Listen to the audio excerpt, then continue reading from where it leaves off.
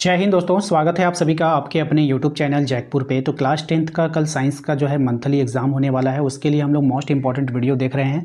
तो वीडियो काफ़ी इंपॉर्टेंट है, शुरू से लेकर अंत तक बने रहिए। साथ ही साथ यदि आपने अभी तक हमारे चैनल को सब्सक्राइब नहीं किया है तो बेहतरीन तैयारी करने के लिए आपको हमारे चैनल को सब्सक्राइब करना होगा। तो सब्सक्राइब कर लिए, बेल आइकन को प्रेस कर लीजिए, दिए गए नंबर पर संपर्क करके आप अपने व्हाट्सएप ग्रुप को जरूर ज्वाइन कर लीजिएगा। तो चलिए स्टार्ट करते हैं। हम सबसे पहला सवाल है कि निम्न में से कौन सा पदार्थ लेंस बनाने के लिए प्रयोग में नहीं लाया जा सकता है। तो आप लोग को पता है जो भी ऑप्शंस देगा वहाँ पर आप लोग को मिट्टी नहीं लेना है। मिट्टी से कोई भी प्रकार का लेंस नहीं बनाया जाता है, ठीक है। दूसरा सवाल देखिए, आपसे पूछा गया है कि किसी बिंब का अवतल दर्पण पर बना स्थित आभासी सीधा तथा बिंब से बड़ा पाया गया वस्तु की होनी चाहिए। क्या होनी चाहिए? दर्पण ध्रुव और मुख्य फोकस के बीच वस्तु होनी चाहिए, ठीक है। ऑप्शन नंबर 4 इसका राइट आंसर हो जाएगा। अगले सवाल पे आते हैं। हमारा जो अगला सवाल है वो कह रहा है कि किसी बिंब का वास्तविक तथा समान साइज का प्रतिबिंब प्राप्त करने के लिए बिंब को उत्तल लेंस के सामने कहाँ पे रखा जाएगा। तो ये जो रखा जाएगा फोकस दूरी के दुगनी दूरी पे रखा जाएगा। ऑप्शन नंबर 2 हो जाएगा, ठीक है। आइए अगले सवाल पे आते हैं। हमारा जो अगला सवाल है वो कह रहा है कि किसी गोलीय दर्पण तथा किसी पतले गोलीय लेंस दोनों की फोकस दूरी 15 सेंटीमीटर है। दर्पण तथा लेंस संभवतः जो है वो कैसे हैं? तो दोनों उत्तल दर्पण है। किसी दर्पण से आप चाहे कितनी ही दूरी पर खड़े हों, आपका प्रतिबिंब सदैव सीधा प्रतीत होता है। संभवतः वह जो दर्पण है या तो समतल है या तो उत्तल है। ऑप्शन नंबर 4 हो जाएगा इसका राइट आंसर, ठीक है। आइए अगले सवाल पे आते हैं कि किसी शब्दकोश में पाए गए छोटे छोटे अक्षरों को पढ़ते समय आप निम्न में से कौन सा लेंस पसंद करेंगे। तो 5 सेंटीमीटर फोकस दूरी का एक उत्तल लेंस को हम लोग क्या करेंगे? पसंद करेंगे, ठीक है। नेक्स्ट सवाल पे आते हैं। कह रहा है किसी गोलीय दर्पण की फोकस दूरी उसकी वक्रता त्रिज्या की क्या होती है। तो उसकी वक्रता त्रिज्या की क्या हो जाती है? आधी हो जाती है, याद रखना है सभी को। इसके बाद आपसे पूछा गया कि गोलीय दर्पण की फोकस दूरी और वक्रता त्रिज्या में क्या संबंध है, आपको बतानी है, ठीक है। तो कभी कभी इस तरह से फॉर्मूला भी आप लोगों से पूछ लेता है। आर बराबर क्या हो जाता है? 2F हो जाता है, ठीक है।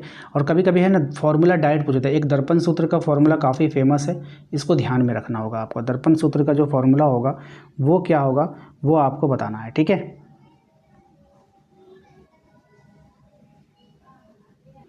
तो दर्पण सूत्र का जो फॉर्मूला होता है ना वो क्या होता है उसको ध्यान में रखना है आप सबको। 1/F होता है बराबर 1/V प्लस 1/U, ठीक है। ये याद रखिएगा। देखिए ये बराबर का सिंबल होता है, ये चाहेगा तो ये का पूरा इसको पलट भी सकता है ना।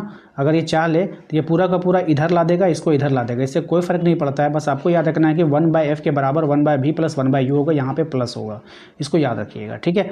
चलिए अगले सवाल पे बढ़ें। अगला सवाल है एक गोलीय दर्पण की वक्रता त्रिज्या 32 सेंटीमीटर, इसकी फोकस दूरी क्या होगी। देखिए एफ बराबर हम लोगों ने फॉर्मूला एक बताया था आपको। एफ बराबर क्या, फोकस दूरी बराबर होता है R/2। अगर ये 32 है तो 32 का आधा हो जाएगा, नीचे टुकड़ा तो आधा, यानी कि 16 सेंटीमीटर, ठीक है। इस तरह से इसको निकाल लेना आप लोगों को। उत्तल दर्पण द्वारा बना प्रतिबिंब सदैव कैसा होगा। तो उत्तल दर्पण द्वारा बना प्रतिबिंब सदैव क्या होगा? सीधा होगा, ध्यान में रखिएगा। लेंस की क्षमता का मात्रक क्या होता है? तो ये डायोप्टर होता है। क्या होता है? डायोप्टर होता है, इसको ध्यान में रखिएगा, ठीक है। आइए अगले सवाल पे आते हैं। वाहनों के पश्च दृश्य के रूप में किस दर्पण का प्रयोग, यानी कि पीछे देखने के लिए हम लोग उत्तल दर्पण का उपयोग हम लोग करते हैं, ध्यान में रखना है। वाहनों के अग्रदीप में यानी कि हेडलाइट में हम लोग किसका प्रयोग करते हैं? तो अवतल दर्पण का प्रयोग करते हैं। ऑप्शन नंबर ए हो जाएगा। सोलर कुकर में किस गोलीय दर्पण का प्रयोग किया जाता है? तो अवतल दर्पण का प्रयोग किया जाता है सोलर कुकर में, ठीक है। लेंस की क्षमता और उसकी फोकस दूरी में क्या संबंध, यानी कि फॉर्मूला P बराबर 1/F हो जाएगा, ठीक है। आइए अगले सवाल पे आते हैं। अब जो सब्जेक्टिव के कुछ सवालों को देख लीजिए। जैसे प्रकाश के परावर्तन का नियम, मोस्ट इंपॉर्टेंट सवाल है। 2 सवाल है, एक होता है अपवर्तन का नियम, एक होता है परावर्तन का नियम, ठीक है। तो आपतित किरण, परावर्तित किरण तथा आपतन बिंदु पर डाला गया अभिलंब तीनों एक ही समतल में होते हैं और आपतन कोण परावर्तन कोण के बराबर होता है। मोस्ट इंपॉर्टेंट रहेगा आपके एग्जाम के लिए। उसके बाद जो यहाँ पे इंपॉर्टेंट है वह है प्रकाश के अपवर्तन के नियम को लिखना है कि आपतित किरण, अपवर्तित किरण तथा दोनों माध्यमों को पृथक करने वाले पृष्ठ के आपतन पर अभिलंब सभी एक ही तल में होते हैं। आपतन कोण की ज्या यानी कि साइन, अपवर्तन कोण की ज्या यानी कि अनुपात जो है वो क्या होता है? स्थिर होता है। इसको लिख लीजिएगा, इंपॉर्टेंट है। कभी कभी आपसे उत्तल दर्पण का उपयोग आपसे पूछा जा सकता है मोटर गाड़ी के साइड मिरर के रूप में, सड़कों के बल्ब के ऊपर परावर्तक के रूप में, है ना। ये सब पूछा जा सकता है और एग्जाम में बार बार ऐसे सवाल एग्जाम में देखने को मिलते हैं। और अवतल दर्पण का अगर 2 उपयोग आपसे पूछ रहे तो सिर्फ दंत चिकित्सक यानी दांत के डॉक्टर इस्तेमाल करते हैं और सोलर कुकर में होता है। तो दोनों का उपयोग आप लोग को याद रखना है। इसके बाद जो यहाँ पर इंपॉर्टेंट सवाल बनेगा वो बनेगा आपका किसी लेंस की एक डायोप्टर क्षमता को परिभाषित करना, यानी लेंस की क्षमता, यानी एक डायोप्टर क्या होता है? एक डायोप्टर उस लेंस की क्षमता है जिसकी फोकस दूरी 1 मीटर होती है, ठीक है। ये इसका आंसर हो गया, याद रखिएगा। नेक्स्ट और अगला सवाल है हमारा, मानव नेत्र में किस प्रकार के लेंस का प्रयोग होता है? तो उत्तल लेंस का लगा होता है मानव नेत्र में। आँख के रंगीन भाग को क्या बोलते हैं? तो आँख के रंगीन भाग को हम लोग आइरिस बोलते हैं, ध्यान में रखिएगा। मानव नेत्र के जिस भाग पर किसी वस्तु का प्रतिबिंब बनता है वो क्या है? तो दृष्टिपटल। वो क्या है? हमारा दृष्टिपटल है, याद रखना है सभी को। सामान्य नेत्र के लिए निकट बिंदु क्या होती है? तो 25 सेंटीमीटर होती है, इसको भी आप लोगों को ध्यान में रखना है। नेत्र द्वारा किसी वस्तु का कैसा प्रतिबिंब बनता है? तो वास्तविक और उल्टा प्रतिबिंब बनता है, इसको ध्यान में रखिएगा आप सभी, ठीक है। आइए अगले सवाल पे आते हैं। हमारा जो अगला सवाल है वो ध्यान में रखिएगा, मानव नेत्र की सामान्य दृष्टि के लिए दूर बिंदु कितनी होती है? तो अनंत पर होती है। ये भी सवाल काफ़ी अच्छा है। अगले सवाल पे आते हैं, नेत्र में प्रवेश करने वाली प्रकाश की मात्रा कौन सी नियंत्रित करती है? तो पुतली नियंत्रित करेगी, ऑप्शन नंबर ए हो जाएगा। अगले सवाल पे आते हैं, निकट दृष्टि दोष किस लेंस से दूर किया जा सकता है? तो अवतल लेंस से इसको दूर किया जाता है, ठीक है। अगले सवाल पे आते हैं, दूर दृष्टि दोष किस लेंस से दूर किया जाता है? तो ये उत्तल लेंस से दूर किया जाता है, ऑप्शन नंबर ए हो जाएगा। नेक्स्ट आते हैं हम लोग, जरा दृष्टि दोष किस लेंस के द्वारा दूर किया जाता है? तो बाइफोकल लेंस के द्वारा दूर किया जाता है, इसको भी ध्यान में रखना है आप सभी को, ठीक है। आइए फिर आता है, तारों के टिमटिमाना किस घटना को दर्शाता है? तो प्रकाश के अपवर्तन के नियम को दर्शाता है।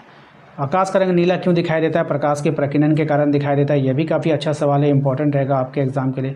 खतरे के निशान के रूप में लाल रंग का प्रयोग, किस रंग का प्रयोग होता है? तो लाल रंग का प्रयोग होता है। नेत्र लेंस की फोकस दूरी में परावर्तन किया जाता है, किसका परिवर्तन किया जाता है वो आपको देखना है यहाँ पर, सिलियरी पेशियों द्वारा, है ना। किसके द्वारा होता है? सिलियरी पेशियों के द्वारा। चलिए, आशा करते हैं कि आप लोगों को वीडियो पसंद आ रहा होगा, तो प्लीज़ वीडियो को जरूर से जरूर लाइक कीजिएगा। चैनल पे पहली बार आएँ सब्सक्राइब जरूर कर लीजिएगा, बेल आइकन को प्रेस कर लीजिए ताकि आने वाली हर एक वीडियो का नोटिफिकेशन आपके मोबाइल पे जाता रहे, ठीक है। आइए अगले सवाल पे देखते हैं, कुछ सब्जेक्टिव आपको दिखा देते हैं जिसको आप लोग को देख कर जाना होगा एग्ज़ाम से पहले, ठीक है। जैसे इसका आप स्क्रीनशॉट ले लो, खतरे के निशान को लाल क्यों होता है? ये काफ़ी अच्छा सवाल है, आप इसका भी स्क्रीनशॉट ले सकते हो, इसका स्क्रीनशॉट लेके रख लो, काम आएगा। किसी अंतरिक्ष यात्री को आकाश का रंग नीला दिखाई देता है, ठीक है। एक क्वेश्चन और है इंपॉर्टेंट, स्वच्छ आकाश का रंग नीला क्यों प्रतीत होता है? एक क्वेश्चन इसमें नहीं दिया है, आप लोग का शायद बुक में है, तारे क्यों टिमटिमाते हैं, है ना। व्याख्या करें कि ग्रह क्यों टिमटिमाते हैं, ग्रह क्यों नहीं टिमटिमाते। ये दूसरा क्वेश्चन है गया। इसी का एक अपोजिट आता है, तारे क्यों टिमटिमाते हैं, ठीक है। वो वाला क्वेश्चन, तारे क्यों टिमटिमाते, देखिए मिल गया, तारे क्यों टिमटिमाते हैं, इसको कर लीजिएगा। और एक ग्रह क्यों नहीं टिमटिमाते, ये दोनों इंपॉर्टेंट है। हो सकता है ये दोनों में से कोई एक क्वेश्चन आपको एग्जाम देखने को मिल जाए, ठीक है। तो प्लीज़ इसको आप लोगों को कर लेना है, एक इसको कर लीजिएगा, एक ग्रह व्याख्या करें कि ग्रह क्यों नहीं टिमटिमाते, एक हो गया आपका तारे क्यों टिमटिमाते हैं। तो दोनों सवालों को आप लोग को करके जाना है। तो आशा करते हैं दोस्तों आज का ये वीडियो पसंद आया होगा। वीडियो अच्छा लगा तो प्लीज़ वीडियो को लाइक कर दीजिए।